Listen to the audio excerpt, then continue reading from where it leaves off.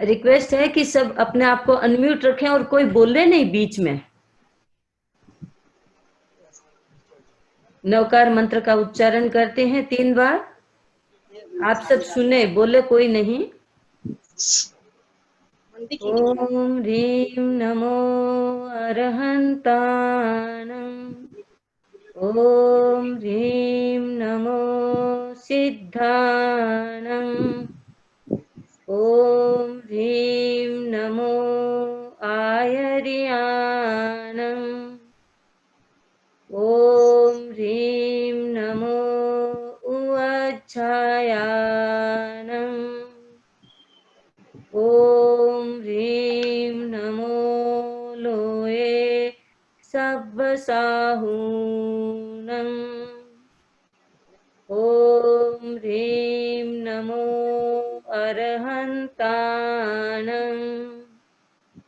ओम ह्रीं नमो सिद्धाणं। ओम ह्रीं नमो आयर्याणं।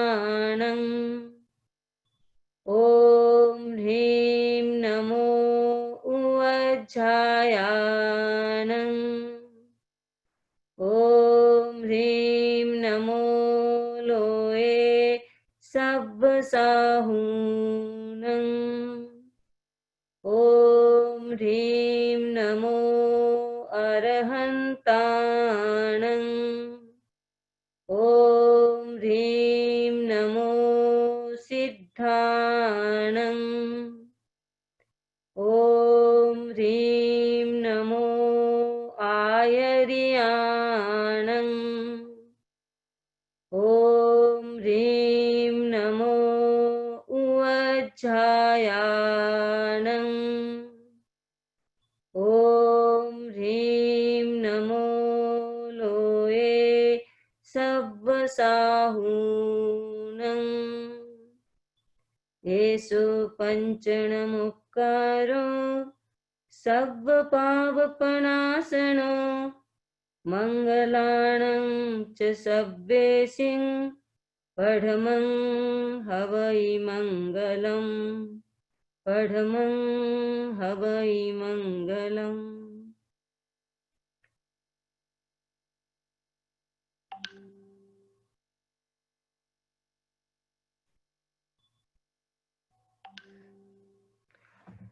आराध्य को वंदना। आदरणीय समनी जी, उपस्थित भाइयों और बहनों, बात शुरू करें उससे पूर्व अरहंतों की स्तुति। भजो रे मन अरिहंत अरिहंत नाम। भजो रे मन अरिहंत अरिहंत नाम। हर घन घाती धर्म खपाकर। चार घन घाती धर्म खपाकर। आत्म गुणों की ज्योति जलाकर। धन्य बने धर ध्यान। भजो रे मन अरिहंत अरिहंत नाम। भजो रे मन अरिहंत अरिहंत नाम। भजो रे मन अरिहंत अरिहंत नाम।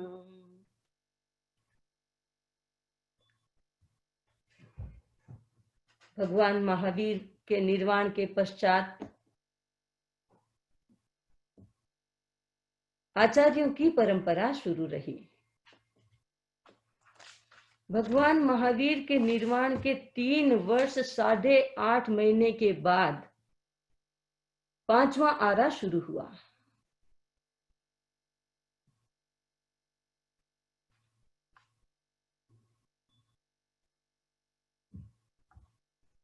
आचार्य सुधर्मा और आचार्य जम्बू दोनों चौथे आर्य में पैदा हुए, जन्म लिए, और 5वें आर्य में दोनों मोक्ष गए। आज हम बात करेंगे अहंकार से अरहम की ओर यात्रा करने वाले आचार्य स्वयंभव की। आचार्य स्वयंभव कौन थे? आचार्य स्वयंभव जम्बू स्वामी के, आचार्य जम्बू के सह दीक्षित, आचार्य जम्बू से प्रेरित और आचार्य जम्बू के ही उत्तराधिकारी आचार्य थे। बड़ी ही मार्मिक घटना है उनकी। आचार्य स्वयंभव के जीवन की बहुत सुंदर घटना है, प्रेरक घटना है, हमें प्रेरणा मिलती है। हम उनकी बात करें उससे पूर्व हम आचार्य प्रभव की बात करते हैं, क्योंकि आचार्य प्रभव के आचार्य स्वयंभव उत्तराधिकारी थे। आचार्य प्रभव क्षत्रिय राजा विंद के पुत्र थे। कुसंगति के कारण वो अपने राजा से, अपने पिता महाराज से अलग हुए और पहाड़ों की तलहटियों में जाकर के चोरों के साथ रहने लगे। उनकी अपनी दक्षता, उनका अपना राजसी खून, वो तो उनके पास था ही, उसके कारण वो चोरों के सरदार बन गए। और सरदार बने, दक्षता थी उनमें, इसलिए वो बड़ी बड़ी चोरियां करते थे। घटना जैन धर्म में प्रसिद्ध है कि जब जम्बू स्वामी गृहस्थ में थे, उनकी शादी हुई, 8 कन्याओं के साथ जब शादी हुई, बहुत दहेज मिला। उस दिन, उसी रात को जम्बू स्वामी अपनी पत्नियों के साथ विराग की बात कर रहे हैं और ये प्रभव चोर अपने 500 साथियों के साथ उनके यहां चोरी करने के लिए आता है। आज प्रभव के पास 2 विद्याएं थी। एक तालोदघाटिनी विद्या, जिससे बंद ताले अपने आप खुल जाते हैं, और एक अवस्वापिनी विद्या, जिसके कारण जो लोग जागृत होते हैं वो अपने आप धीरे धीरे धीरे धीरे जादू की तरह नींद में चले जाते हैं। जम्बू ने दोनों विद्याओं का, प्रभव स्वामी ने जम्बू के घर पे दोनों विद्याओं का प्रयोग किया और दोनों विद्याओं से उनके घर में जितने लोग थे सभी सो गए और ताले खुल गए। प्रभव को एक अवसर मिला कि निर्बाध होकर के वो निश्चिंत हो गया और निर्बाध होकर के, निष्कंटक जान करके, चोरी करके सारा का सारा धन उनके साथियों ने इकट्ठा किया, पोटलियां बनाई और अब जो अतिथि आए हुए थे उनका गहना वो उनके शरीर से उतार रहे थे। इतने में जम्बू स्वामी ने देख लिया और जम्बू स्वामी ने कहा, अरे भाई, मेरे अतिथि हैं, उनके गहने तुम मत उतारो, उनको तुम ऐसा का ऐसा रहने दो, बाकी तुम्हें धन ले जाना है तो ले जाओ। इतना कहना था कि उनके साथियों के हाथ वैसे ही रह गए, उनके पांव जमीन पे चिपक गए, न हिल सकते हैं न डुल सकते हैं। प्रभु ने कहा, भागो, कोई यहां जाग रहा है, भागो। दूसरे ही क्षण प्रभु ने सोचा कि मेरे पास तो अवस्वापिनी विद्या है, मैंने सबको सुला दिया था, ये जम्बू जागा क्यों, ये जागृत क्यों रहा? इसका मतलब इसके पास मेरे से भी कोई बड़ी विद्या है जिसके कारण ये जागा रह सकता है। इस पर मेरी विद्या का कोई असर नहीं हुआ। प्रभु ने साहस बटोरा और जम्बू के पास गए। जम्बू को कहा, देखिए, आपने मुझे देख लिया है, कोई बात नहीं, अब हम एक सौदा करते हैं। आप मुझे जो स्तंभिनी विद्या है आपके पास वो मुझे दे दीजिए और मैं अपनी दोनों विद्याएं आपको देता हूं। जम्बू ने कहा कि मुझे ऐसी कोई विद्या पता नहीं है जिससे मैं स्तंभन कर सकूं, लेकिन मैं तुम्हें प्रतिबोध देता हूं कि ये तुम काम क्यों करते हो? एक छोटी सी जिंदगी में तुम अच्छा काम करने की बजाय तुम लोगों के यहाँ चोरी करते हो, डाका डालते हो। ये धन, ये दौलत, ये सारा पैसा क्या करोगे तुम? आदमी खाता तो रोटी है, पहनते कपड़े हैं, रहता मकान में है। उन सब के लिए तुम ये करो, ये काम्य नहीं है, ये कोई करणीय कार्य नहीं है। तुम सोचो तुम क्या कर रहे हो। जम्बू की वाणी में ओज था, वाणी में तेज था, व्यवहार में शालीनता थी। उसका गहरा असर प्रभु पर पड़ा। प्रभु ने सारी स्थिति जानी कि एक तो मैं अपने साथियों के साथ इस धन दौलत का चोरी करने आया हूं, और ये इंसान जो मुझे प्रतिबोध दे रहा है, और प्रतिबोध में वो ये बता रहा है कि धन दौलत किस काम का। और उन्होंने ये भी बताया है कि वो तो छोड़ करके सुबह जा रहे हैं, दीक्षित हो रहे हैं। भीतर में हलचल हुई, भीतर में प्रेरणा जगी, और जो बंद ताले थे खुल गए। एक ऐसे राह पर चलने वाला एक दस्यु सरदार, चोरों का सरदार, जिसके मन में इंस्टेंटली उसी समय ऐसा परिवर्तन हुआ, और उसने कहा, हाथ जोड़ करके कहा कि मैं भी अपने सभी साथियों के साथ आपके पथ का अनुगमन करूंगा, तैयार हूं। जम्बू स्वामी जब दीक्षित हुए तो 527 लोगों के साथ दीक्षित हुए, और जम्बू स्वामी ने प्रभु को अपना उत्तराधिकारी बनाया। योग्य थे, उन्होंने जम्बू स्वामी से सारा का सारा ज्ञान लिया, 14 पूर्वों का ज्ञान लिया, अपनी योग्यता प्रूव की। क्योंकि जो धर्म में, कर्म में शूर होता है, वो ही धर्म में शूर हो सकता है। शक्ति तो एक ही काम करती है, चाहे हिंसा की है चाहे अहिंसा की है। शक्ति अपने भीतर है, आप उसे चाहे हिंसा में उपयोग कर सकते हैं, चाहे उसकी अहिंसा के पालन में उपयोग कर सकते हैं। चाकू तो वही होता है, चाहे आप किसी की गर्दन काटें, चाहे आप अपने और कामों में, उचित कामों में उसका उपयोग करें। प्रभु के पास शक्ति थी, लेकिन गलत उपयोग कर रहा था। अच्छी संगति मिली और उपयोग सही हो गया। वो भी उनके पास रह करके, आचार्य के पास रह करके विनय के साथ आचार्य से सारा ज्ञान ग्रहण किया।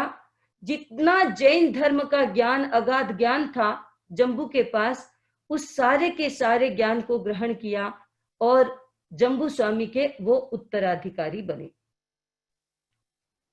आचार्य प्रभु ने महावीर निर्वाण के 64 वर्ष बाद आचार्य पद संभाला। उस समय वे 94 वर्ष के थे। अब उनको भी चिंता सताने लगी कि मेरा उत्तराधिकारी कौन है, मैं किसको बनाऊं। एक दिन सुबह सुबह जैसे ही आंख खुली ब्रह्म मुहूर्त में, उनका चिंतन चल पड़ा कि अब मैं क्या करूंगा, मेरा उत्तराधिकारी मैं किसको बनाऊंगा, क्योंकि मेरी तो अब आयु ढल रही है, 94 वर्ष का हो गया हूं। ये चिंतन चला। आचार्य का एक महत्वपूर्ण काम होता है कि वो अपने सक्षम और समर्थ उत्तराधिकारी का चयन करे, और जब तक उनके पास ऐसा शिष्य नहीं होता है, वो निश्चिंत नहीं हो सकते। जैन धर्म की ऐसी परंपरा है। 2 आचार्यों को चिंता नहीं थी, आचार्य सुधर्मा को चिंता नहीं थी, क्योंकि उनके पास पूरा 10 तक आएगा उनमें। जम्बू जैसे, हाँ 20 चालू 15 मिनट भैया। क्या हुआ?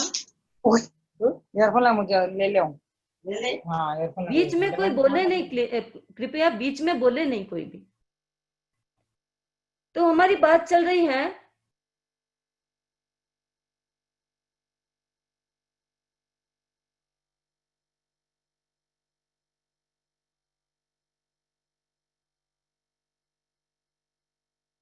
कि उनके पास प्रभु जैसे सक्षम उत्तराधिकारी थे, लेकिन प्रभु स्वामी को चिंता थी, क्योंकि उन्होंने देखा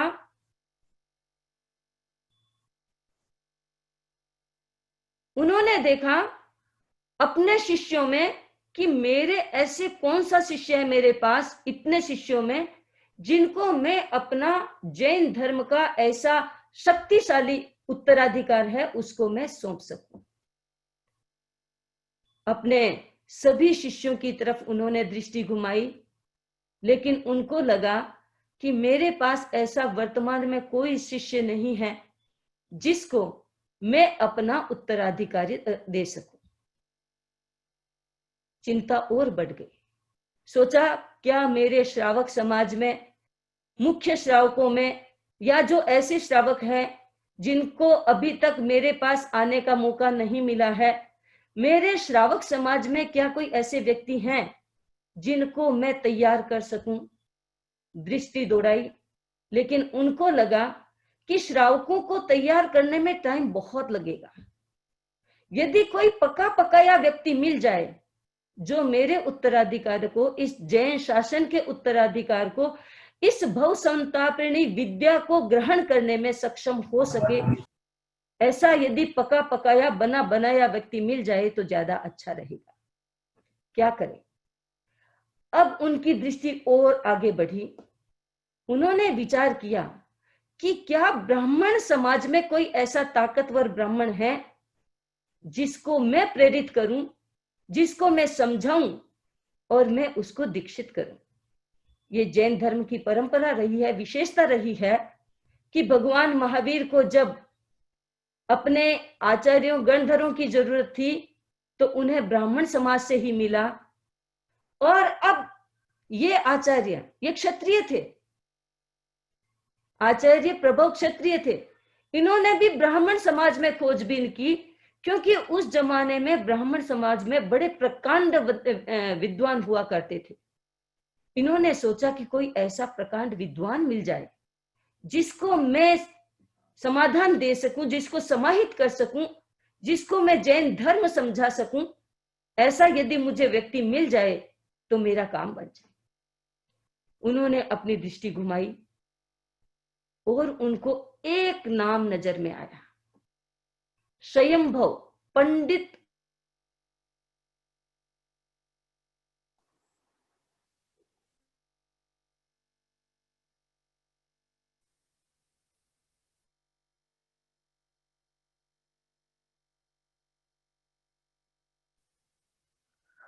आवाज नहीं आ रही है समनी जी।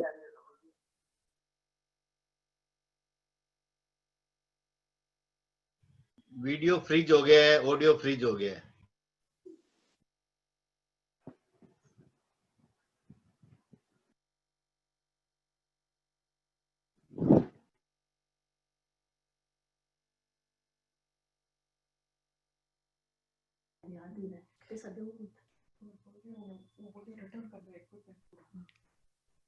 आवाज आ रही है? हाँ अब आ रही है। मामी अभी आ रही है। हाँ ठीक है। तो उनकी मैं अपनी बात चल रही थी कि जो आचार्य प्रभव थे उन्होंने देखा कि स्वयंभव ऐसे व्यक्ति हैं जिनको जैन धर्म में दीक्षित किया जा सकता है, लेकिन उनके सामने एक बड़ा क्वेश्चन मार्क था। क्वेश्चन मार्क ये था कि स्वयंभव जैन धर्म से ज्यादा प्रेम नहीं रखते थे, वो जैन धर्म के कट्टर विरोधी थे, ऐसा कहना चाहिए। उनके मन में जैन धर्म के प्रति कोई आस्था नहीं थी और वे जब जब भी मौका मिलता तो जैन धर्म के विरोध में बात करते थे। अब ऐसे व्यक्ति को आचार्य ने सोचा कि ये व्यक्ति मुझे मिल जाए तो मैं अपना उत्तराधिकार इसको दे सकता हूं, लेकिन ये मिले कैसे? एक बात कि जैन धर्म के कट्टर विरोधी थे, दूसरी बात इतने अहंकारी थे कि उनको बुलाने भेजे तो शायद ना भी आए। आचार्य ने सोचा कि मेरे अंदर इतनी शक्ति नहीं है कि मैं उनके पास जाऊं, लेकिन उनको बुलाऊं तो मेरे पास बुलाऊं कैसे? ऐसे महापंडित, और अब भेजे कौन इसको? ये तो वैसी बात थी जैसे बिल्ली के गले में घंटी बांधना। उस बिल्ली के गले में घंटी बांधे कौन? कहानी आपको पता होगी एक बार चूहों को अपने विषय में चिंता हो रही थी और सारे चूहे चिंतित थे कि हम बिल्ली से परेशान हो गए हैं, हमें क्या करना चाहिए। ये बिल्ली आती है, चुपके चुपके आती है, हमें दबोचती है और हमारे मेंबर्स को ले जाती है। कितने ही हमारे फैमिली के मेंबर ऐसे हैं जिनको बिल्ली चुपके से ले गई और काम तमाम कर दिया। बड़े परेशान थे चूहे। एक दिन सभी चूहों ने मिलकर के मीटिंग की और ये निर्णय किया कि आज हमें कुछ न कुछ समाधान पाना है और समाधान करके इस जड़ को ही मिटा देना है। चूहों ने मीटिंग की, प्रस्ताव रखा कि हमें समाधान सुझाएं, किसी के मन में भी कोई समाधान हो, हमें समाधान सुझाएं कि इस समस्या का हम समाधान कैसे कर सकें और अपनी बिरादरी को कैसे बचा सकें। एक छोटा सा चूहा फुदक के आगे आया और बोला, समाधान मेरे पास है, मैं बता सकता हूं समाधान। सब खुश हुए। बोलो भाई, क्या समाधान है? तुम यंग हो, युवा माइंड है तेरा, अच्छा ही समाधान दोगे। टेक्नोलॉजी के युग में जी रहे हो तो समाधान तुम्हारे पास होगा क्योंकि तुम युवा ब्लड हो। सब खुश हो रहे थे। युवा चूहे ने कहा कि देखिए, हम एक काम करें, इस बिल्ली के गले में घंटी बांध देते हैं। यदि बिल्ली के गले में घंटी बांध दी जाएगी तो जब भी बिल्ली हमारे पास आने को तैयार रहेगी या आएगी, हमें पता चल जाएगा और हम भाग जाएंगे। सबने तालियां बजाई, बड़ा अच्छा, बड़ा अच्छा, अच्छा समाधान है, बड़ा अच्छा समाधान है। खुश हो रहे थे, उछलने लगे, गले लगाने लगे उसको। इतने में एक समझदार बूढ़ा चूहा था, उसने कहा, खुश तो हो रहे हो, लेकिन सोचो तो सही, हम में से कौन है जो जाकर के बिल्ली के गले में घंटी बांधेगा? सब चुप हो गए, सन्नाटा हो गया। बिल्ली के गले में घंटी बांधे कौन? आचार्य प्रभु सोचने लगे कि ये संयमभव, अहंकारी, अपने ही वेदों में प्रगाढ़ श्रद्धा रखने वाला और जैन धर्म का विरोधी, इसको समझाए कौन? इसको मेरे पास लाए कौन? आखिर सोचते सोचते एक समाधान निकाला। जब आदमी चिंतन करता है तो समाधान भी निकलता है। उन्होंने सोचा, मेरे शिष्यों में से मैं अपने शिष्यों को भेजूं, और ये सीधे सीधे तो आने वाले हैं नहीं, इनको किसी अच्छी सी तर्क के साथ, इनके योग्य की बात के साथ करके इनको मेरे पास बुलाओ। अपने 2 योग्य शिष्यों को आचार्य ने याद किया और उनको समझाया कि तुम जाओ, यज्ञ पीठिका के सामने जाकर के, और तुम स्वयंभव जब वहां होता है उस समय जाकर के वहां भिक्षा मांगो, और भिक्षा ना मिले तो तुम क्या करना, वो सारी की सारी बातें बता करके आचार्य ने अपने 2 शिष्यों को मंगल पाठ सुना करके वहां भेजा। आचार्य से मंगल पाठ सुन करके दोनों शिष्य गए और जाकर के यज्ञ मंडप के सामने भिक्षा के लिए तैयार थे। किसी ने बाहर से जाकर के इंफॉर्मेशन दी, सूचना दी कि आप बाहर 2 संत खड़े हैं, भिक्षा के लिए आए हैं, जैन धर्म के संत हैं। संयमभव बड़ा गुस्सा हुआ। उसने कहा, उनको कह दो यहां भिक्षा नहीं मिलेगी, हमारे पास उनके लिए कोई भिक्षा नहीं है, हम ऐसे संतों को भिक्षा नहीं देते हैं, जो वेद विरोधी हैं उनको हम भिक्षा नहीं देंगे।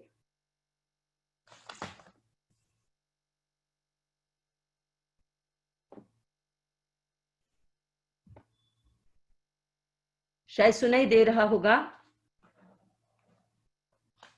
भिक्षा से मना करने के बाद उन दोनों संतों ने गाया, अहो कष्टमहो कष्टम तत्त्वं विज्ञायते नहीं, अहो कष्टम तत्त्वं विज्ञायते नहीं। बड़ा कष्ट है, बड़ा कष्ट है, लोग तत्व नहीं जानते हैं।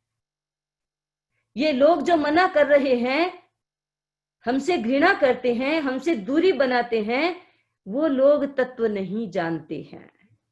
ये बात संयमभव, पंडित संयमभव ने सुनी और उसे गुस्सा आया। उसने मन में सोचा कि ये जैन साधु असत्य का आचरण नहीं करते, ये असत्य वाणी नहीं बोलते। देखिए जैन धर्म का कितना प्रभाव था, जैन धर्म के सिद्धांतों के विरोधी लेकिन जैन की साधना के समर्थक। संयमभव ने ये नहीं कहा कि ये साधु असत्य वचन कर रहे हैं, असत्य बोल रहे हैं, तत्व तो मैं जानता हूं, ऐसा नहीं कहा। उन्होंने सोचा कि ये साधु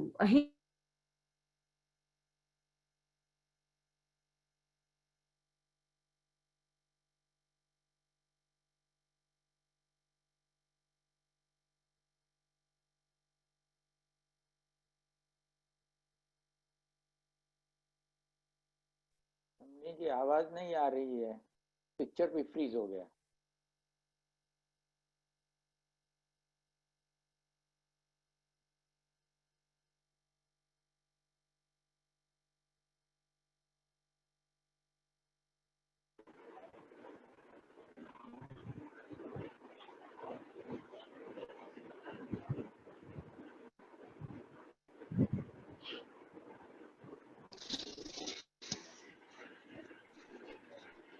तलवार तान करके कहा कि मुझे आप सत्य बताएं कि तत्व क्या है।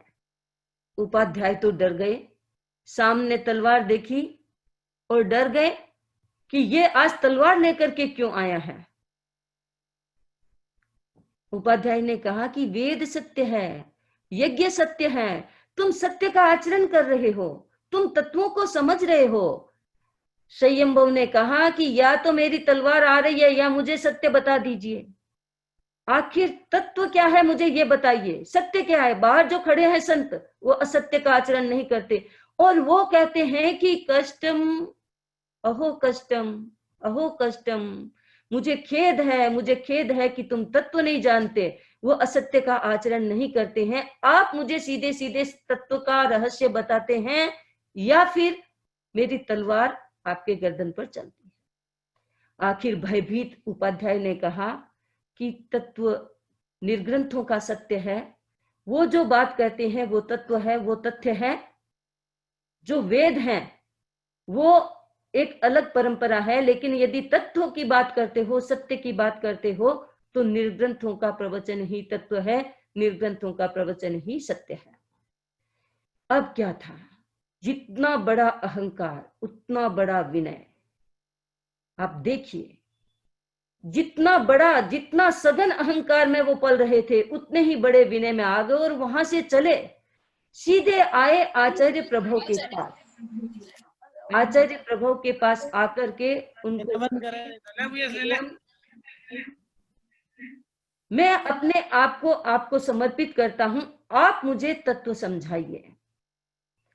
आचार्य प्रभु कुशल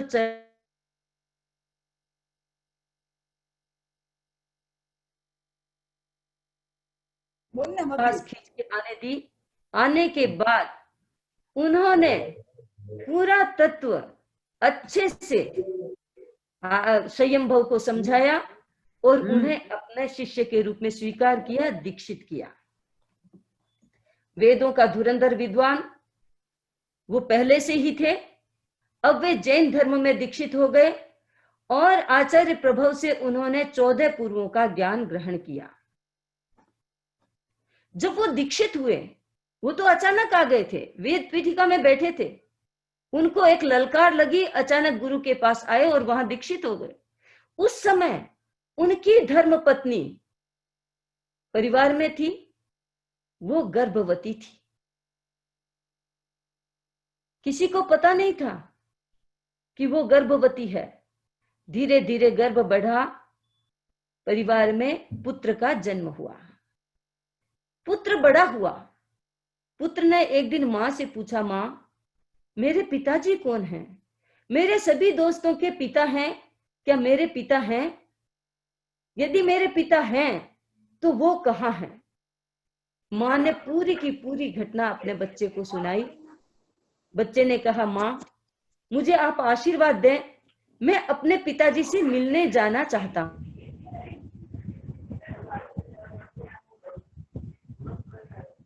जा अपने पिता के दर्शन करके आ, हो सके तो उनसे ज्ञान ले लेना।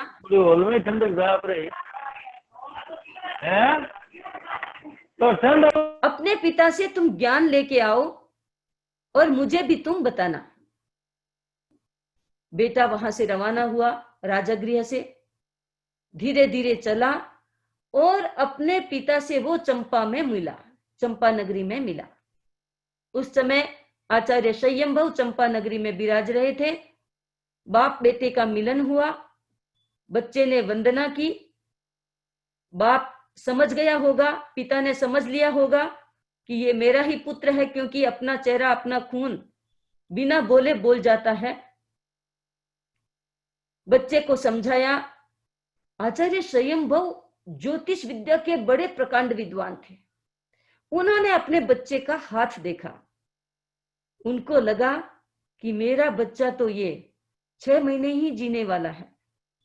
उसको भी समझा करके, ज्ञान प्रदान करके अपने साथ दीक्षित कर लिया और दीक्षा दे करके उसको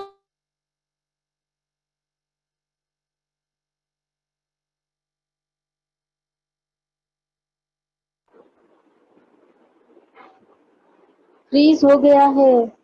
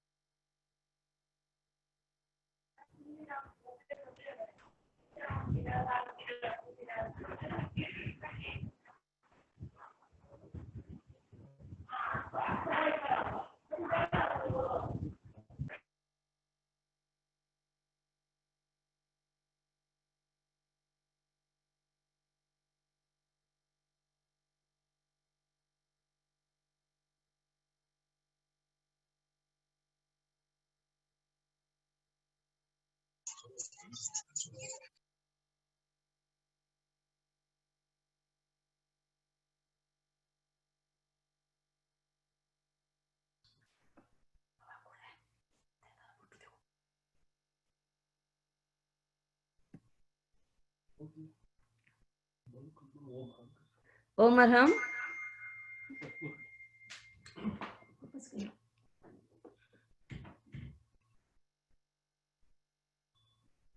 ओम अरहम। मैं पीछे की बात थोड़ी सी कनेक्ट कर देती हूँ। संयमभव आचार्य वो दीक्षित हुए, उस समय उनकी पत्नी गर्भवती थी। उसने समय पर एक बच्चे को जन्म दिया, लड़का था। पुत्र बड़ा हुआ, माँ से प्रश्न किया मेरे पिताजी कहाँ हैं। माँ ने बताई सारी घटना और बताया कि वो जैन धर्म में दीक्षित हो चुके हैं, जैन धर्म के आचार्य हैं। बच्चे ने माँ से पूछा, माँ आप यदि आज्ञा दें तो मैं अपने पिताजी से मिलना चाहता हूं। माँ से आज्ञा प्राप्त करके बच्चा अपने पिता से मिलने के लिए घर से रवाना हुआ।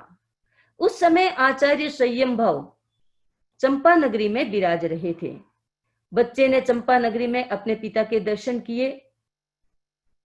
पिता ने अपने बच्चे को पहचान भी लिया होगा, पर उससे पूछा, बालक तू अपना परिचय बता।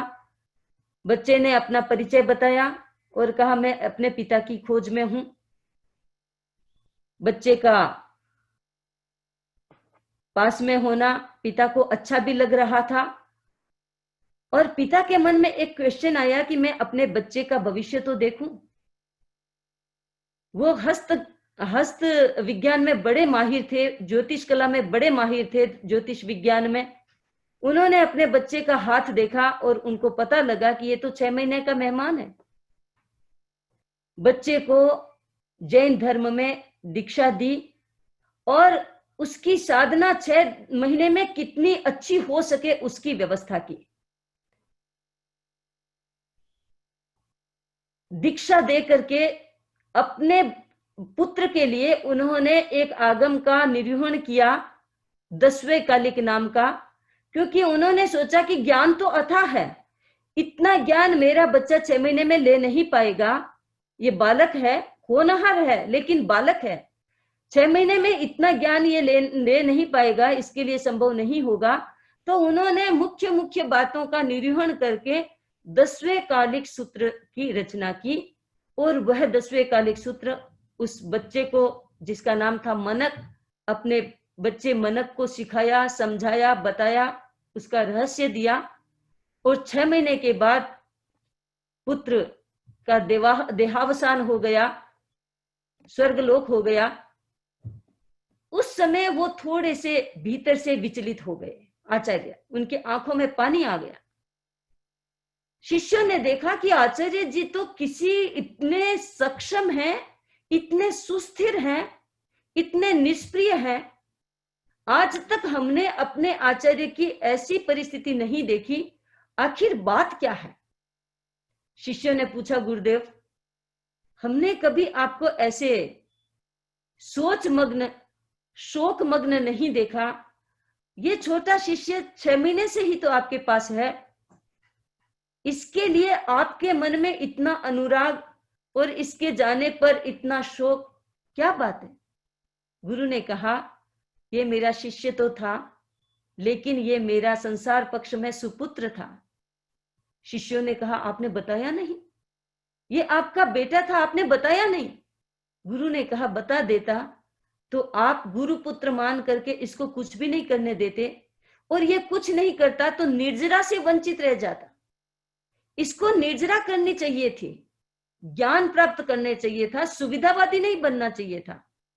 इसके लिए मैंने तुमको ये बताई नहीं किसी को भी बात। इसका आज कल्याण हो गया और ये अपने गंतव्य में चला गया। तो थोड़ा मन में विचार आ गया, क्योंकि एक बंधन है, मैं वीतराग नहीं हूं, तो एक बंधन था, उसका स्मरण हो आया। लेकिन अब ठीक है, मुझे संतोष है कि ये मेरे पास आया, दीक्षित हुआ, ज्ञान लिया और अपने धाम चला गया। ऐसे आचार्य संयम भव, जिनकी पाचन क्रिया कितनी मजबूत, बेटा था लेकिन उस रहस्य को भी बताया नहीं। उन्होंने ज्ञान प्राप्त किया, उन्होंने ध्यान प्राप्त किया। ऐसे आचार्य सक्षम संयम भव जैन धर्म में दीक्षित हुए, और दीक्षित होकर के उन्होंने जैन धर्म के ज्ञान को आगे बढ़ाया, जैन धर्म का बड़ा विकास किया। वे जब दीक्षित हुए उस समय उनकी 28 वर्ष की अवस्था थी। 39 वर्ष की अवस्था में वे आचार्य बने और 62 वर्ष की अवस्था में वो स्वर्गारोहण हो गए।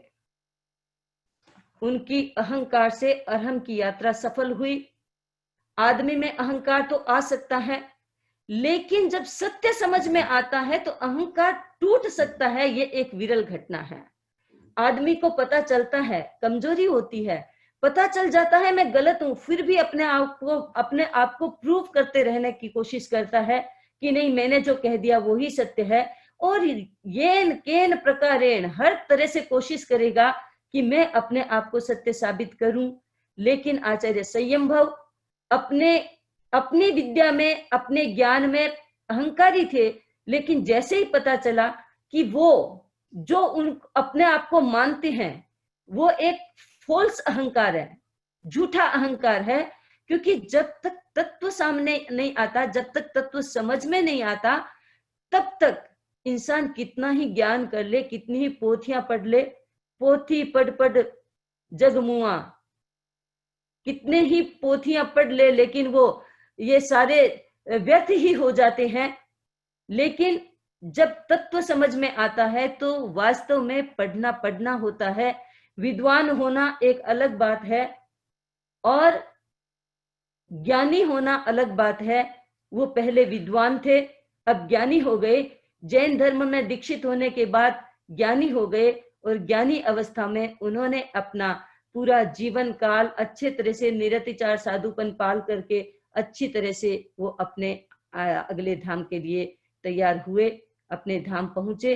तो हम उनका स्मरण करते हैं और उनकी विनम्रता को नमन करते हैं, उनकी अरहम की साधना को नमन करते हैं।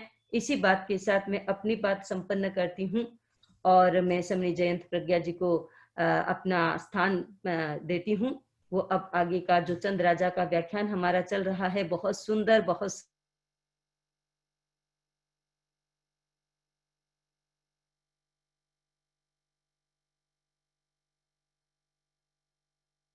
समनी जी आवाज नहीं आ रही है, पिक्चर भी फ्रीज हो गया।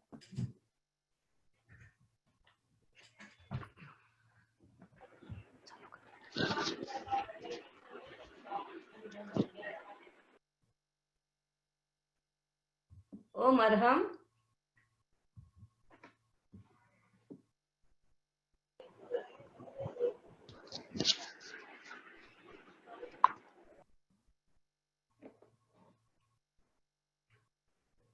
महाप्राण ज्योतिपुंज पूज्य गुरुदेव के चरणों में वंदन। आदरणीय समनी जी, उपस्थित भाइयों और बहनों, घटना राजा वीरसेन की चल रही है। राजा वीरसेन आभा नगरी का राजा था। राजाओं का एक शौक होता है शिकार करना। राजा भी शिकार करने के लिए जंगल में जाते हैं।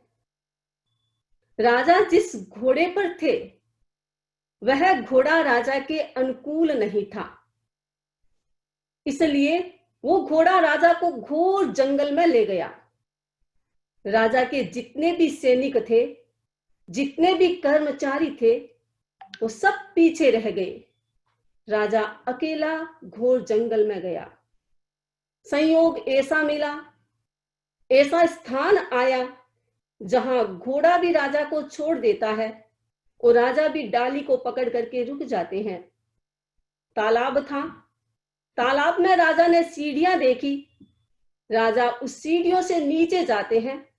एक बहुत बड़ी गुफा थी। वहां एक योगी अग्नि लगा करके बैठा हुआ था। ढोंगी मुद्रा में, ध्यान की मुद्रा में बैठा हुआ ध्यान कर रहा था। उसका लक्ष्य था उस कन्या को उस अग्निकुंड में डालना, जो कन्या योगी के अग्निकुंड के पास बैठी हुई थी।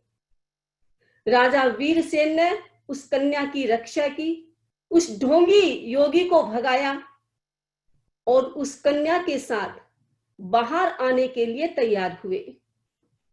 घटना इतनी चली थी, कन्या ने राजा को देखा और राजा को संबोधित किया कि हे आभा नरेश, आप मेरी रक्षा करें। राजा को एक आश्चर्य हुआ कि ये कन्या मुझे जानती कैसी है, क्यों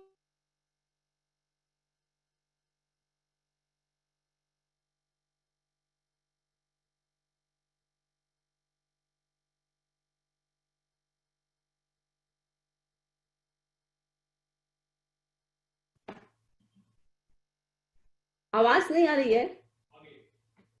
राजा ने उस कन्या से पूछा कि तुम कौन हो, कहां से आई हो और तेरा नाम क्या है। राजा ने बहुत सारे प्रश्न उस कन्या से कहा, और तुमने मुझे कैसे पहचाना। तब वो कन्या कहती है, नाम है चंद्रावती, नृप पद्म शेखर तात है, काम रूपा राज्य महिषी, जन्मदात्री मात है। उस कन्या ने कहा, महाराज, मैं आभा नगरी से 25 योजन दूर पद्मपुरी नगरी का राजा पद्मशेखर, महारानी है रति रूपा, मैं उसकी पुत्री चंद्रावती हूं। मैं पद्मपुरी की राजकुमारी हूं महाराज। राजा ने उसका इतना परिचय सुना, लेकिन उसने आगे कुछ नहीं कहा। राजा के मन में तो जिज्ञासा थी कि ये मुझे कैसे जानती है। राजा ने कहा, ये बात तो ठीक है, तुमने अपना परिचय दिया, लेकिन तुमने ये तो नहीं बताया कि तुम मुझे कैसे जानती हो। तो वो कन्या कहती है, पितृवर से कह दिया था ज्योतिषी ने, एक दिन सुता का ससुराल होगा, वीर नृप का ही सदन।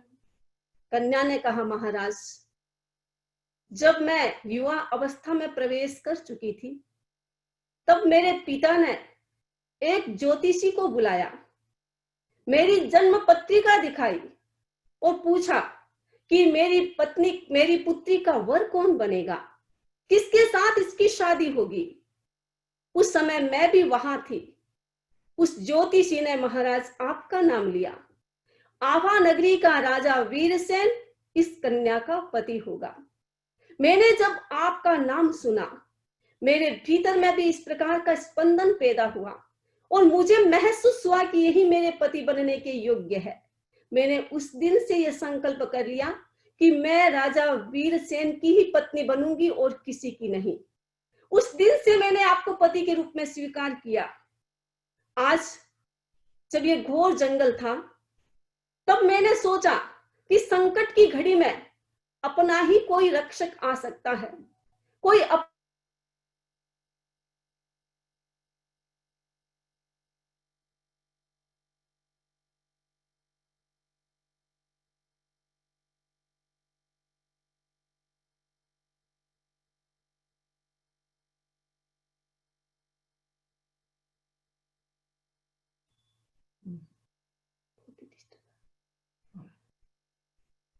कन्या ने कहा, महाराज मैंने आपको देखा तो मुझे भीतर से ऐसा महसूस हुआ कि ये आभा नरेश है जो मेरी रक्षा के लिए आए हैं। मुझे विश्वास हो गया कि अब मेरी रक्षा होगी, योगी मेरा कुछ नहीं बिगाड़ सकता। राजा ने सारी घटना सुनी। राजा ने कहा, ये योगी तुम्हें यहाँ लेके कैसे आया, तुम्हारा अपहरण कैसे हुआ। उसने कहा, महाराज घटना यूं है, मैं अपनी सखियों के साथ अपने निजी बगीचे में घूमने के लिए गई थी। वहां ये योगी ध्यान की मुद्रा में बैठा हुआ था, योगासन की मुद्रा में बैठा हुआ था और ऐसा लग रहा था कि बहुत बड़ा कोई योगी है। मुझे समझ में नहीं आया महाराज, मैंने इसे योगी समझा।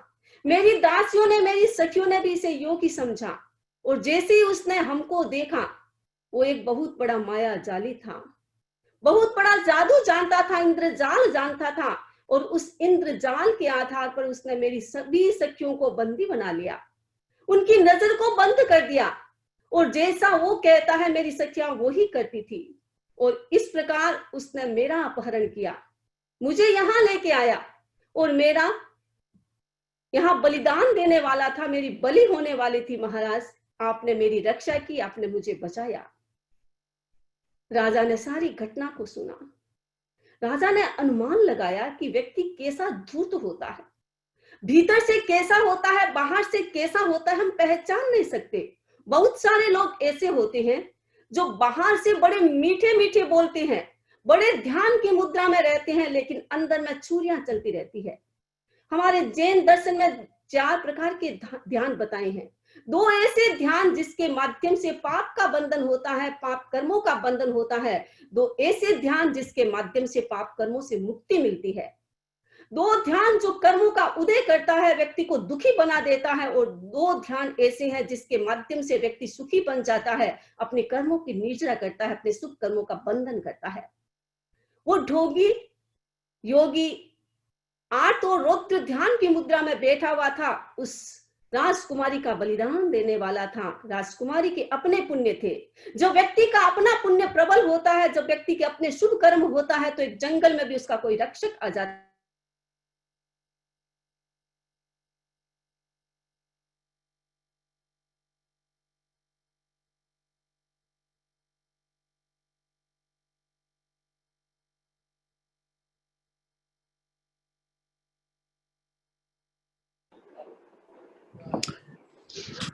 आवाज चली गई। आवाज आने लगी ना? हाँ, आने लगी। हाँ, तो वीरसेन उस कन्या को लेकर के उसी रास्ते से बाहर आते हैं। उधर सारे सैनिक राजा को खोजते खोजते वहां आ जाते हैं, इधर उधर देखते हैं कि राजा कहाँ है। संयोग से राजा उस तालाब से बाहर निकलता है। राजा को देखते ही सारे सैनिकों को एकदम संतोष हुआ, मन में विश्वास हुआ कि राजा सुरक्षित है। पूछा, महाराज आप कहाँ चले गए? राजा की जय जयकार करने लगे। महाराज आज आप कहाँ चले गए थे? हम आपको खोजते खोजते पागलों की तरह घूम रहे हैं। राजा ने कहा, सुरक्षित हूं। वो घोड़ा जो मुझे यहाँ लेके आ गया, कहा बड़ा खतरनाक घोड़ा था महाराज। राजा ने कहा, नहीं, जो होता है वह अच्छे के लिए होता है। उस समय मुझे भी ऐसा लग रहा था कि घोड़ा पता नहीं मुझे कहाँ घोर जंगल में लेके जाएगा, लेकिन जो होता है वह अच्छे के लिए होता है। वो घोड़ा अगर यहाँ मुझे नहीं लेके आता तो ये कन्या रत्न मुझे नहीं मिलता। सभी खुशी थे, राजा को देख करके, उस कन्या को देखकर प्रसन्न थे। वहां से सब राज्य में जाते हैं और राज्य में जाने के बाद राजा ने अपने सैनिकों से पद्मपुरी जाने के लिए कहा। उस समय इंटरनेट नहीं होता था, फोन नहीं होता था। लोग घोड़ों के माध्यम से, साधनों के माध्यम से दूसरे देश में जाकर के अपनी बात कहते थे। आज हम टेक्नोलॉजी के फील्ड में जी रहे हैं, इस कारण से थोड़ी समस्याएं आ जाती है, बार बार हम डिस्टर्ब हो जाते हैं, ये इंटरनेट चला भी जाता है, डिस्कनेक्ट भी हो जाते हैं। लेकिन जीना इसी के साथ है तो हमें इसके साथ भी मैत्री करनी होगी। आशा और विश्वास के साथ रहेंगे तो हम आगे और बढ़ते जाएंगे। लेकिन उस समय घोड़ों के माध्यम से यात्राएं होती थी। राजा ने अपने सैनिकों को पद्मपुरी भेजा, जो आभा नगरी से 25 कोस दूर था। आभा नगरी गए। राजा पद्मशेखर को जब ये पता चला कि उनकी पुत्री सुरक्षित है, बड़ा खुश हुआ। पूरे परिवार के साथ आभा नगरी आते हैं। आभा नगरी आकर के अपनी बेटी चंद्रावती से मिलते हैं और राजा से मिलते हैं। राजा के उपकार की बात कहते हैं, महाराज मैं आपके प्रति बहुत कृतज्ञ हूं, आपने मेरी बेटी की सुरक्षा की, अब मुझे कोई चिंता नहीं। अब मेरा निवेदन है, आप मेरी बेटी के साथ शादी करें, मेरी बेटी को अपनी पत्नी बनाए। जैसे ही राजा ने ये बात कही, आभा नगरी का राजा चंद्रावती के मनोभाव को पहले ही जान गया था, इसलिए उन्होंने इस बात को एक्सेप्ट किया और राजा की शादी उस कन्या के साथ होती है।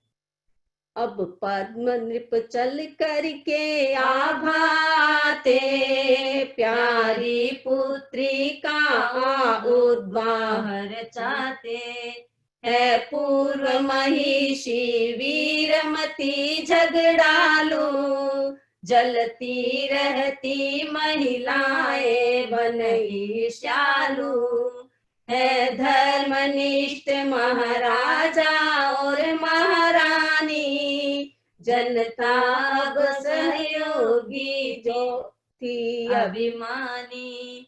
नृप धर्म ध्यान में अपना समय बिताते, अब पद्म भूप चल करके आते। अब पद्मशेखर ने अपनी पुत्री की शादी राजा वीरसेन के साथ की। चंद्रावती राजा वीरसेन की दूसरी पत्नी हुई। पहली पत्नी थी वीरमती।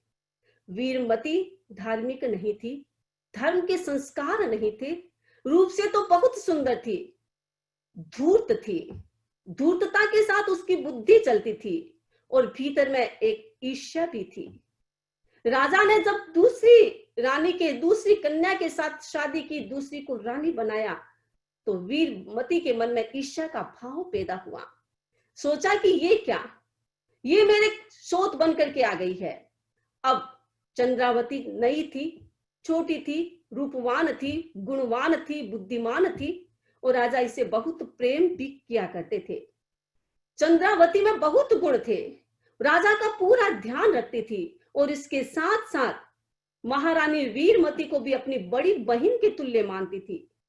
चंद्रावती के मन में कभी कोई ईर्ष्या का भाव नहीं था, कभी कोई दूसरा वीरमती के प्रति भाव नहीं था। वे हमेशा उसे रिस्पेक्ट देती थी, उसका भी ध्यान रखती थी। लेकिन वीरमती ऐसी नहीं थी। भीतर में योजना चलती कि क्या करूं, किस प्रकार इस चंद्रावती के कांटे को बीच से हटाऊं ताकि राजा का पूरा प्यार मुझे मिले। व्यक्ति जो चाहता है वो हो, ये जरूरी नहीं है। हम बहुत कुछ सोचते हैं, बहुत कुछ कल्पना करते हैं, लेकिन सारी कल्पनाएं और सारे स्वप्न हमारे पूरे नहीं होते हैं। वीरमती भी यही चाहती थी कि ये चंद्रावती बीच से हट जाए, लेकिन योग नहीं था। चंद्रावती का प्रेम राजा के प्रति और अधिक सघन हुआ। संयोग से एक दिन रानी चंद्रावती ने एक स्वप्न देखा। चंद्र स्वप्न से चंद्र का जन्म हुआ सानन, वीरमती मन सोचती, मेरी विधि क्यों मन। अब एक दिन संयोग से रानी चंद्रावती ने एक स्वप्न देखा, चंद्रमा का स्वप्न, शीतल चंद्रमा का स्वप्न, बहुत उज्जवल निर्मल चंद्रमा का स्वप्न देखा। राजा से कहा, महाराज मुझे आज रात को चंद्रमा का स्वप्न आया था। राजा बड़ा खुश होता है, ज्योतिषियों को बुलाया, पूछा इसका राज क्या है। महाराज, महारानी गर्भवती है, उसे बहुत होनहार पुत्र को जन्म देना है। एक होनहार जीव महारानी के गर्भ में आया है। हमारा जैन इतिहास कहता है कि 72 ऐसे स्वप्न होते हैं जो शुभ माने जाते हैं, और उन 72 स्वप्नों में 30 महास्वप्न होते हैं। जब चक्रवर्ती या तीर्थंकर की माता होती है, जब चक्रवर्ती या तीर्थंकर गर्भ में आते हैं तो उनकी माताएं स्वप्न देखती है, महास्वप्न देखती है, 14 महास्वप्न। जैन श्वेतांबर के अनुसार 14 महास्वप्न होते हैं, और जैन दिगंबर के अनुसार 16 महास्वप्न देखे जाते हैं। 16 महास्वप्न या 14 महास्वप्न। लेकिन जो भी महापुरुष होते हैं उनकी माताएं बहुत उज्जवल और उत्तम स्वप्न देखती है। कहा जाता है कि वासुदेव जब गर्भ में आते हैं तो उनकी माताएं 7 महास्वप्न देखती है, और जब बलदेव गर्भ में आते हैं तो उनकी माता 4 महास्वप्न देखती है। जो विशिष्ट राजा बनने वाला है, शक्तिशाली राजा बनने वाला है, होनहार राजा बनने वाला है, तो उनकी माताएं 1 स्वप्न देखती है। राजा कुमार चंद्र जब गर्भ में आया तो उसकी मां ने 1 महास्वप्न देखा, वो था चंद्रमा। चंद्रमा का स्वप्न देखा, माता भी बड़ी खुश थी, भीतर में बच्चा भी बड़ा खुश था, और राजा भी बहुत खुश प्रसन्न था। धीरे धीरे गर्भ बढ़ा, 9 महीने के बाद बच्चे का जन्म होता है। बड़ा सुंदर चंद्रमा के समान निर्मल और उज्जवल बच्चा पैदा होता है। पिता ने उसका नाम चंद्र रखा। स्वप्न के आधार पर बच्चे का नाम चंद्र रखा। चंद्र धीरे धीरे बढ़ने लगा, अनेक धाई माताओं के योग से बढ़ने लगा, अनेक दास दासियों के योग से बढ़ने लगा। संस्कारी था, भीतर में संस्कार थे, और संस्कारों के माध्यम से आगे बढ़ता रहा। जब गर्भ में था, माता हमेशा धार्मिक आचरण करती थी, धार्मिक साहित्य पढ़ती थी, साधु संतों के प्रवचन सुनती थी, संयम आदि का ध्यान रखती थी। इस कारण से बच्चे के मन में भी वही संस्कार था। वो भी धार्मिक था, बुद्धिमान था, निर्मल था, उज्जवल था। धीरे धीरे बड़ा होने लगा, होनहार था, पुण्यवान था, इसीलिए जो भी उसको देखता बड़ा प्रेम करते, बड़ा प्यार करते। राजमहलों में एक ही वो बच्चा था, वो सबको प्रिय था, कोई उसे नीचे भी नहीं उतारता। एक ने गोद में लिया, उससे दूसरे की गोद में जाता, इस प्रकार वो बच्चा निरंतर पलने लगा। 8 वर्ष का हो गया बच्चा, बहुत सुंदर दिखने लगा, कलाचार्यों के पास कलाएं सीखने लगा, होनहार था, इस कारण से बहुत जल्दी विद्याएं उसे आने लगी। बुद्धिमान था, इसलिए सब कुछ जल्दी सीखने लगा। लेकिन वीरमती, जिसको अच्छा नहीं लग रहा था, पूरे आभा नगरी में राजा चंद्र सबको अच्छा लग रहा था, बच्चा चंद्र सबको अच्छा लग रहा था, लेकिन वीरमती के लिए तो कांटे के तुल्य था। उसे ऐसा लगता था कि ये मेरी आंखों में कांटा है, ये मुझे चुभता रहता है, जब तक ये मेरे बीच से नहीं जाएगा मुझे चैन नहीं मिलेगा। बड़ी उदास रहती, बड़ी चिंतित रहती, प्रसन्न नहीं रहती, खुश नहीं रहती। और इस बात को राजा और रानी भी महसूस करते थे। वो जानते थे कि वीरमती को ये बात अच्छी नहीं लगती है, राजकुमार अच्छे नहीं लगते हैं, रानी चंद्रावती अच्छी नहीं लगती है। ईर्ष्या का बीज निरंतर उसके भीतर में पनपने लगा। जब ईर्ष्या आती है, व्यक्ति भूल जाता है कि सही क्या है, गलत क्या है। ईर्ष्या एक ऐसी बीमारी है जिसके माध्यम से व्यक्ति अपना भी नुकसान करता है और दूसरे का भी नुकसान कर सकता है, अगर उसके पुण्य, सामने वाले के पुण्य डाउन होते हैं। ये ईर्ष्या की मनोवृत्ति एक केकड़ा मनोवृत्ति के रूप में जानी जाती है।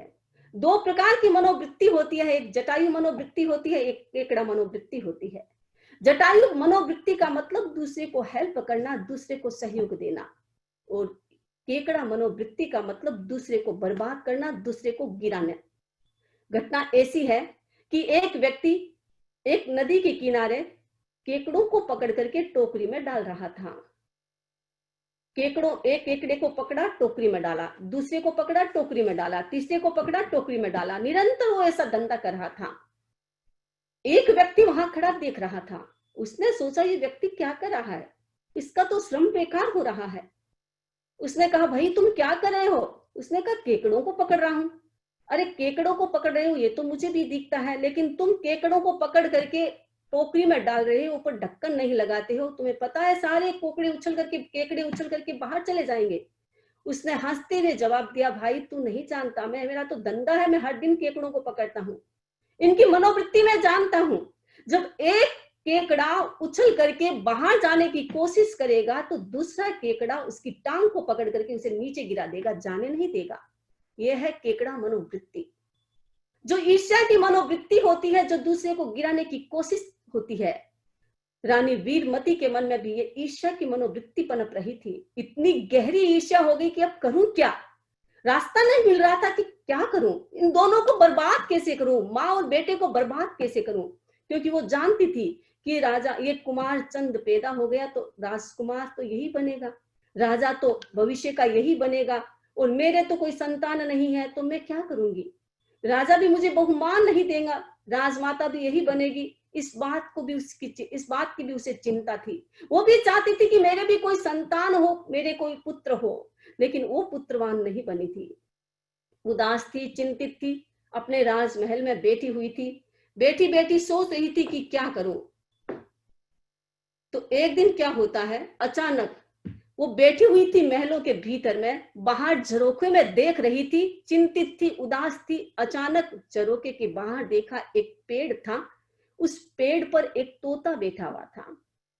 तोते ने उस रानी को देखा, वीरमती को देखा, और वीरमती को देख करके तोते ने सोचा कि ये रानी उदास क्यों है, ये चिंतित क्यों है, ये प्रसन्न नहीं दिखती है। ये पूरा आफा नगरी बड़ी प्रसन्न दिखाई दे रही है, लेकिन ये रानी एक ऐसी ली है, इकलौती एक ऐसी है जिसके भीतर में प्रसन्नता नहीं है, उदासी है, चिंता है। इसका कारण क्या है? वो तोता रानी से मनुष्य की भाषा में बात करता है और रानी से पूछता है कि रानी तेरा क्या बात है, तू उदास क्यों है, उदासी का कारण क्या है, तुम चिंतित क्यों हो। रानी ने देखा कि ये तोता कैसे बोलने लगा, मनुष्य की भाषा में बोल रहा है। और प्राचीन काल में ऐसा हुआ करता था, बड़े बड़े अच्छे उत्तम कोटि के तोते हुए करते थे, वो मनुष्य की भाषा में बोलते थे। रानी वीरमती ने जब तोते को देखा कि ये मनुष्य की भाषा में बोल रहा है, तो कहा कि तुमको क्या बताऊं मेरे दुख की बात, तू क्या करेगा मेरा इलाज, तुम तो स्वयं ही पक्षी हो, दूसरों के अधीन रहने वाले हो, मेरा क्या इलाज करोगे, तुम स्वयं ही असक्त हो, मुझे क्या शक्ति दोगे। उस तोते ने कहा ऐसी बात नहीं है, हम भी बड़े शक्तिशाली हुआ करते हैं, आप बताएं तो सही आपके भीतर में क्या चीज है, आपकी परेशानी क्या है, आप तनाव में क्यों हैं, मुझे बताएं, हो सकता है मैं उसका समाधान दूं। तो रानी वीरमती कहती है, तोते क्या बतलाऊं आत्म कथा मेरी, क्या तू सुनेगा घोर व्यथा, तोते क्या बतलाऊं आत्म कथा। भाग्य अपना रूठता तब उजड़ता संसार है, हे तू मेरे दुख का तो एक चंद्र कुमार है, तड़पूं पुत्र बिना मैं मीन यथा, तोते क्या बतलाऊं आत्म कथा। अब वो तोते से कहती है, तोता तुम्हें आत्मकथा क्या बताऊं, मेरे दुख की घटना क्या बताऊं, मैं बड़ी दुखी हूं, मैं बड़ी परेशानी हूं, लेकिन तुम मुझे पूछ रहे हो, तुम्हारे मन में मेरे प्रति हमदर्दी है। इस दुनिया में तो किसी को मेरे प्रति कुछ नहीं है, लेकिन तुम्हारे मन में मेरे प्रति हमदर्दी है। मुझे ऐसा लगता है तुमसे मुझे कोई समाधान मिल सकता है। तोते से कहती है कि तोता, मेरा तो भाग्य ही रूठा हुआ है। जब व्यक्ति का भाग्य रूठ जाता है तो कोई कुछ भी अनुकूल नहीं होता। व्यक्ति तनाव में रहता है, स्ट्रेस में रहता है, चिंता में रहता है, परेशान रहता है। और मुझे ऐसा लगता है मेरा भाग्य ही समाप्त हो गया, मेरा भाग्य अनुकूल नहीं है। तोते ने कहा, बताओ तो सही बात क्या है, भाग्य अनुकूल नहीं है, ये आपने कैसे जाना? रानी ने कहा, स्पष्ट है कि राजा ने दूसरी शादी की। मेरी सोत है चंद्रावती, वो बहुत ही योग्य है, बहुत सुंदर है, रूपवान है। राजा तो उसे ही प्रेम करते हैं। और उसके प्रेम का एक सीधा साधा सटीक जवाब है राजकुमार चंद्र। उस चंद्रावती का एक पुत्र राजकुमार चंद्र, वो हमारे घर में रहता है। सब लोग उसे प्यार करते हैं, राजा भी उसे बहुत प्यार करते हैं, लेकिन वो मुझे अच्छा नहीं लगता। वो मुझे कांटे की तरह खटकता है, क्योंकि मेरे कोई पुत्र नहीं है। जब जब मैं उसको देखती हूँ तो मुझे अपने संतान की याद आती है, अपने संतान का अभाव महसूस होता है। तुम्हारे पास कोई शक्ति हो तो कोई ऐसा उपाय बताओ जिससे मैं भी पुत्रवान बन सकूं। पुत्रों के बिना, बच्चे के बिना मैं तड़प रही हूं, इसीलिए मुझे कोई उपाय बताओ।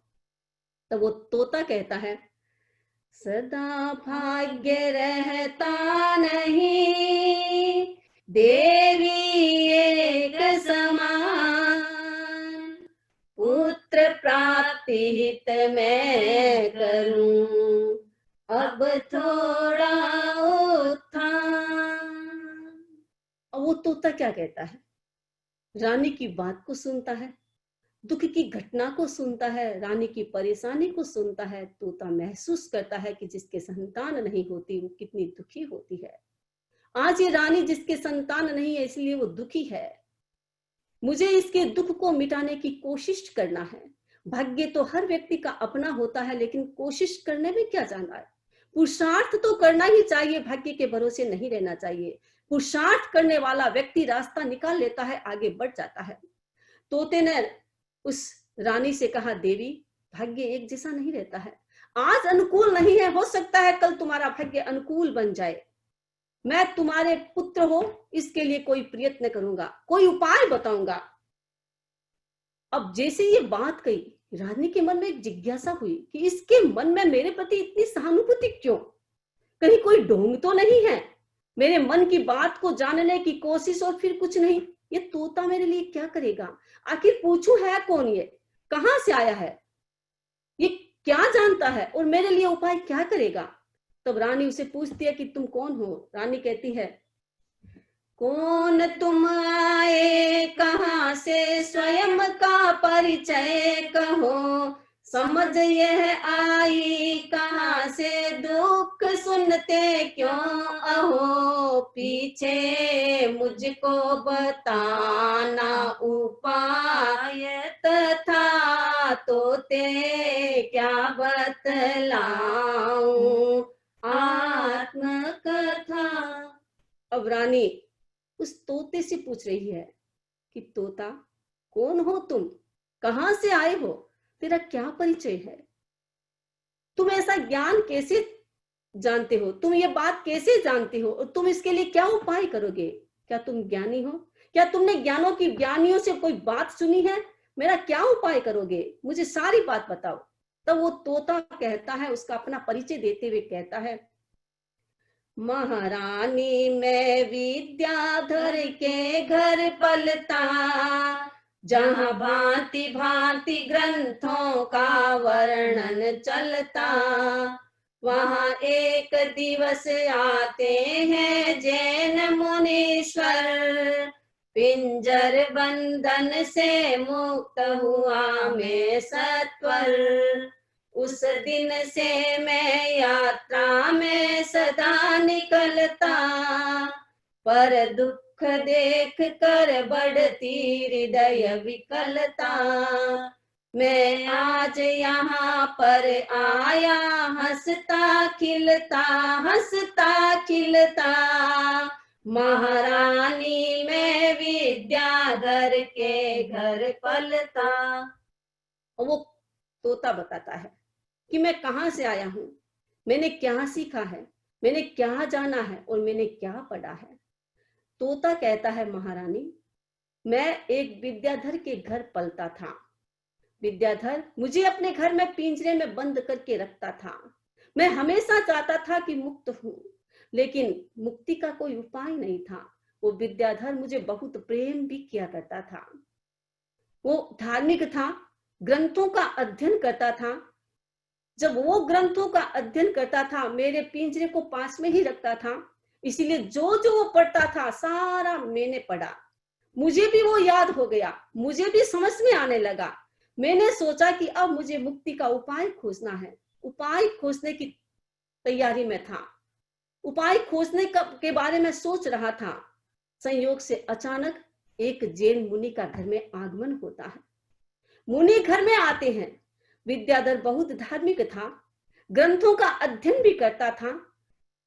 उसने मुनिराज से प्रश्न किया, मुनिराज मेरी मुक्ति का उपाय क्या है? मुनि ने कहा, कायोत्सर्ग।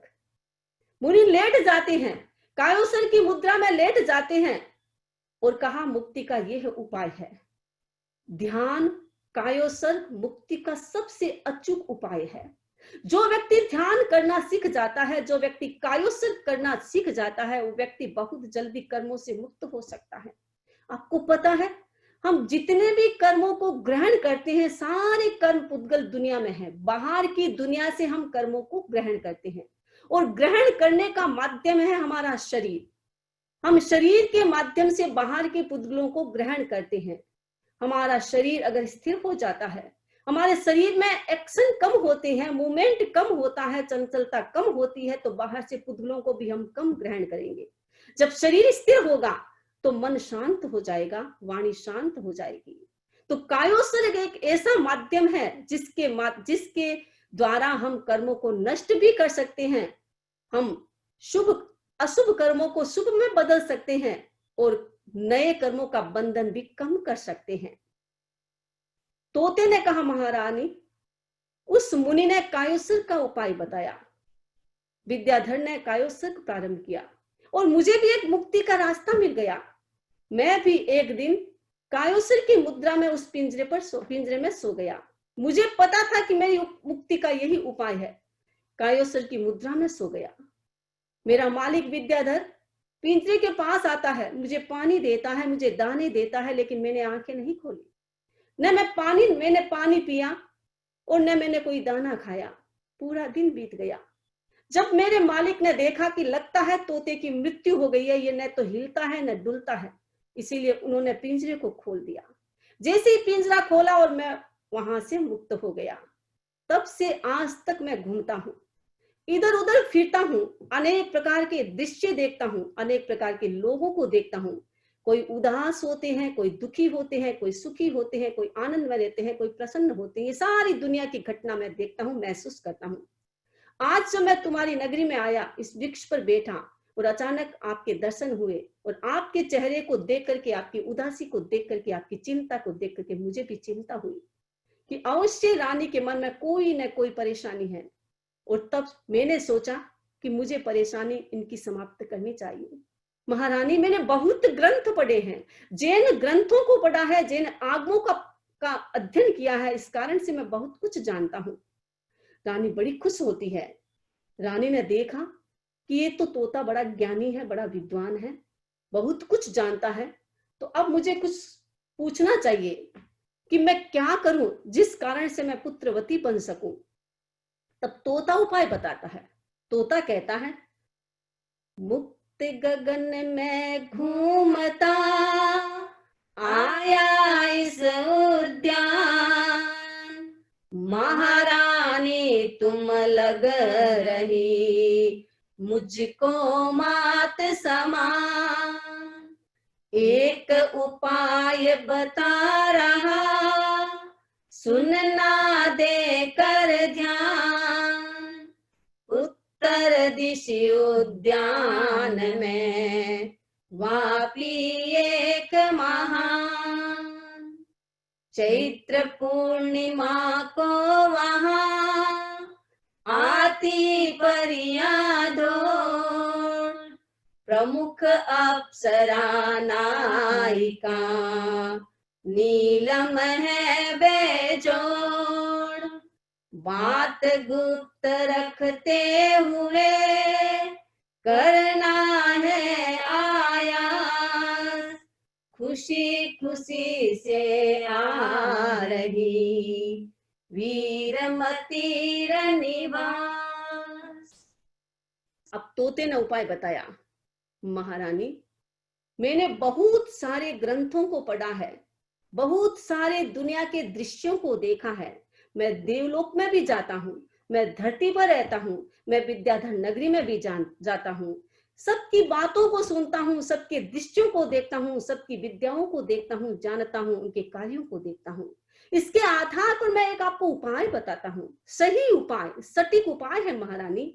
आपको पता है आपके आभा नगरी के उत्तर दिशा में एक उद्यान है, एक बहुत बड़ा बगीचा है, वहां एक सरोवर है, बहुत मधुर जल है उसका, बहुत पवित्र जल है उस सरोवर का। और चैत्र पूर्णिमा के दिन देवलोक से अप्सराएं वहां पर स्नान करने के लिए आती है। उन अप्सराओं की जो एक नायिका है नीलम, नीलम बहुत शक्तिशाली है महारानी। अगर नीलम आपके बस में हो जाएगी तो आपको कोई भी प्रकार का वरदान दे सकती है, बहुत शक्तिशाली है। आपको एक उपाय करना है, उस नीलम को वश में करना है। अब रानी ने पूछा मैं कैसे करूंगी नीलम को वश में, मेरे पास तो कोई ऐसी ताकत नहीं है, कोई ऐसी शक्ति नहीं है। तोते ने उपाय भी बता दिया कि महारानी मैं एक उपाय बताती हूँ कि तुम वहां जाओ, वो स्नान करने के लिए आएगी, तुम मंदिर में छिप करके उनको देखना, उन्हें पता नहीं चलना चाहिए कि तुम यहाँ हो। कोई भी मनुष्य वहां पर होता है तो वो देवांगनाएं, वो अप्सराएं वहां से लौट जाती है। तुम छिप करके ये कार्य देखना। वो सारी अप्सराएं जब वापी में स्नान करने के लिए जाती है तो अपने बहुमूल्य वस्त्र आभूषण बाहर रख करके जाती है, उतार करके जाती है। तुम ध्यान से देखना कि नीलम का वस्त्र कौन से हैं। जैसे ही वो स्नान करने के लिए अंदर जाए तुम जाकर के नीलम के वस्त्र चुरा लेना। जब नीलम बाहर आएगी, वस्त्र मांगेगी, तब तुम जाकर के कहना कि मैं कोई चोर नहीं हूं, मैं आपका वस्त्र नहीं चुरानी चाहती, लेकिन मैं दुखी हूं, मुझे आप वरदान दे, मैं आपके वस्त्र लौटा दूंगी। जब तुम ऐसा काम करोगी तो शायद ये नीलम तुम्हें वरदान दे देगी। रानी को एक उपाय मिल गया। तोते ने ये बात भी कही कि महारानी ध्यान रखना, बात को गुप्त रखना, कभी किसी को कहना नहीं। बात अगर तुमने किसी को कह दी तो तुम्हारा काम नहीं होगा, इसलिए ध्यान रखना, जितनी गोपनीयता हो उतना काम करना है, उतनी ही सघनता से और उतने ही गुप्त विधि से ये काम करना है। किसी को भी, तुम्हारी प्रिय सखी को भी ये घटना पता न चले। उसने कहा ठीक है, मैं सारा काम अच्छी तरह से करूंगी। अब क्या करती है वीरमती, चैत्र पूर्णिमा का इंतजार कर रही है। अब देखते हैं कि चैत्र पूर्णिमा आएगी, वीरमती वहां कैसे जाती है, क्या वो अपने काम में सफल होती है, क्या वो नीलम के वस्त्र चुराने में सफल होती है, नीलम उसे वरदान देती है या नहीं देती है, क्या वरदान देती है, क्या घटना मोड़ लेती है, उसकी चर्चा हम आगे आने वाले समय में करेंगे। आज मैं अपनी बात यहीं संपन्न करती हूँ। हम वीर शरणम करेंगे, भगवान महावीर की स्तुति, उसके बाद अपना कार्यक्रम संपन्न करेंगे। वीर शरणम, वीर शरणम, महावीर शरणं, वीर शरणं, वीर शरणं। दुःख हरणं, दुःख हरणं, महावीर शरणं, वीर शरणं, दुःख हरणं। सुख करणं, सुख करणं, महावीर शरणं, वीर शरणं, सुख करणं। बेटे मरणं, बेटे मरणं, महावीर शरणं, वीर शरणं, बेटे मरणं। भवतरणं, भवतरणं, महावीर